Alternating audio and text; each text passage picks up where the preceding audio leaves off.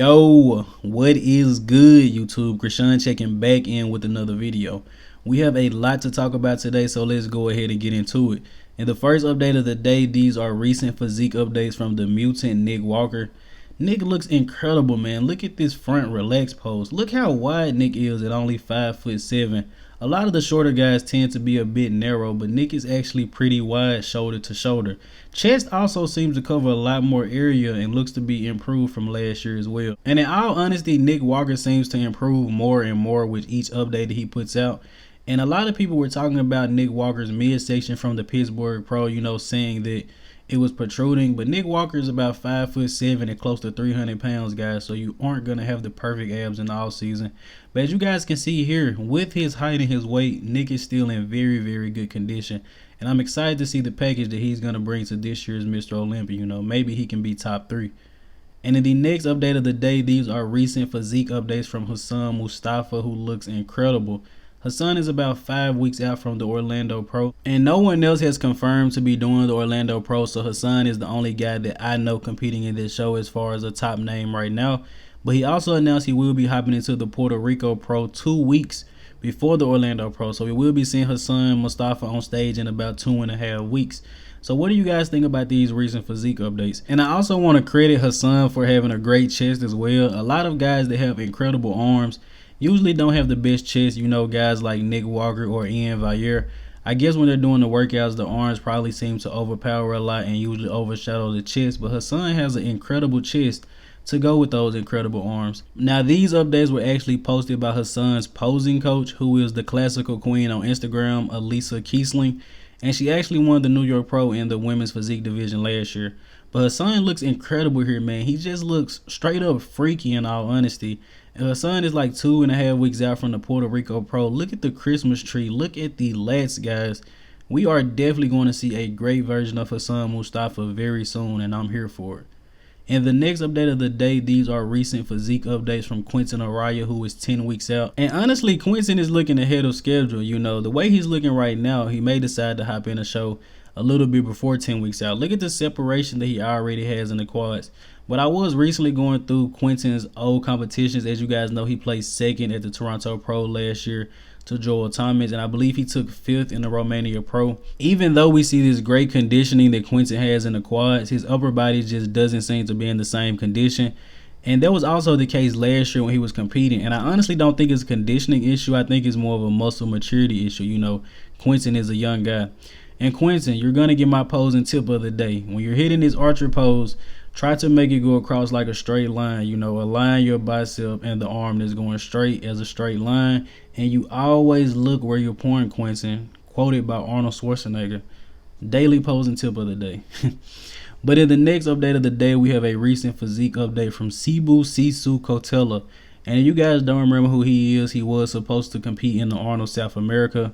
A lot of guys had him winning that show. Rafa Brandao was in there. In specific, Nick's Strength and Power was actually doing a lot of close coverage on him, but he actually missed the prejudging for that show. And the posing that he did was somewhat of a guest posing, so it wasn't many good photos of him to share. I'm not sure which competition he's doing. Actually, shout out to Nick's Strength and Power, who shared this on his story, because if it wasn't for him, I wouldn't have seen it. But I will update you guys on Sibu Sisu. And in the next update of the day, huge shout out to Buys and Tries for this image. I didn't feel the need to actually go into this into detail because it isn't too big of news to me, but I'm still going to cover it. So Big Ramy did put out a public apology, which I'm sure all of you have seen by now. And he said, "Nothing hurts me more than knowing I missed that event and I let many people down. Mr. Jim Mannion, all bodybuilding fans, I'm really sorry from the bottom of my heart." And a lot of people had issues with this because they just feel like it was put out really late and Ramy could have done something about it sooner. So if you guys want to talk about that in the comment section below, you can, but I don't really have too much to say on this. I just hope Ramy is on that stage in December. In the next update of the day, we have recent physique updates from Keone Pearson. And look at the look on his face, guys. The main thing about Keone Pearson last year, he just always didn't seem too happy. Seemed like he had some mental issues he was always struggling with. But Keone is almost smiling at every single physique update. And look how crazy he looks, man. I'm pretty sure Keone is competing in the 212 division, but he just isn't looking at the scale. Keone Pearson is 204 pounds in these updates, so he may end up hopping on stage at like 195-ish, guys, maybe 198, who knows. But Keone doesn't need to max out the 212 weight to win his division. Keone looks incredible, man. I'm glad his head is on straight, and I'm excited to see him hop on a bodybuilding stage. In the next update of the day, this isn't actually much of an update, but I wanted to share it of Derek Lunsford. As far as we know, Derek Lunsford is 260 pounds, or at least close to it. And look how deep he is pulling this vacuum, guys. This is incredible.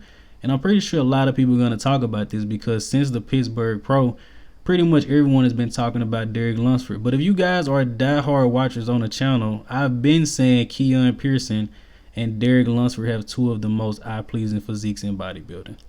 And in the next update of the day, these are the latest physique updates from HorseMD. Now, I have been giving him a little bit of flex, saying he looks more like an open class bodybuilder. But in all honesty, outside of having a slightly wider waist than most of the guys in the classic physique division, it's going to be very hard to beat a guy like this from behind, and definitely from the side. He has one of the best side legs probably already in that classic physique division. And I'm not sure how this guy is even going to get into that weight cap, but I am excited to see what he's going to look like. So this is another recent update that he's put up. And actually, Marcelo has been putting out a lot of physique updates recently. So I guess he's really feeling himself going into this competition. And as you guys can see here, he's very, very conditioned. But there's another guy he's going to be going up against at this competition who I think is very, very classic, who might challenge him. And that's going to be Gabriel Zancanelli, who is also from Brazil. Now, what do you guys think about this guy's physique? He actually did make it to last year's Mr. Olympia, but he did not place. The classic physique division is very, very competitive, guys. We have guys like Courage, Opara, Peter Molnar. Those guys aren't even top 10. I believe they were around 12th and 14th. But it's going to be a very interesting battle between these two guys. You know, I feel like Zancanelli has a slightly more classic look, so to say. In the next update of the day, this is a recent update from Fabian Mayr, who has a very, very classic physique, man. This guy flows incredible. And I think we're about 5 or 6 weeks out from the Emperor Pro, where he will be competing in the classic physique division. I'm actually excited to see more of the classic physique guys. As you guys know, with Urs Kalasinski, Ramon Dino, Chris Bumstead, the classic physique division has almost become as popular as open bodybuilding as far as in the media. But lately it's just been open bodybuilding. You know, we haven't really had any of the top classic guys competing. You know, mostly just guys trying to get their Olympia qualification. But kind of ranting out, but I'm excited to see Fabian hop on stage, and I think he can do some damage at the Mr. Olympia. And lastly, I wanted to share this story with you guys. Gals Tiger Thomas, who does a lot of work over for muscular development. I'm not sure if I mentioned him to you guys. I know I mentioned Ron Harris a lot, but he actually had a heart attack about a week ago when he was about to MC his first pro show in Ireland. You know, things wasn't feeling right, but luckily he was able to make it to the hospital. But he actually has still been doing a little bit of coverage. He did a Cali Pro wrap-up, guys, from the hospital bed. And I believe Gals will be in the hospital for a couple more days because he has to undergo another surgery. So if you guys will go over to muscular development, specifically comment on the 2022 Cali Pro wrap-up with Gals, you know, if you can, wish him a speedy recovery. Very knowledgeable guy. Him and Ron Harris do very great work over at MD. And just the fact that he's still, you know, even doing a little bit from the hospital bed is honestly inspiring, guys. So as always, I hope you guys did indeed enjoy this video. If you haven't done so already, be sure to like the video and subscribe to the channel. I'm out.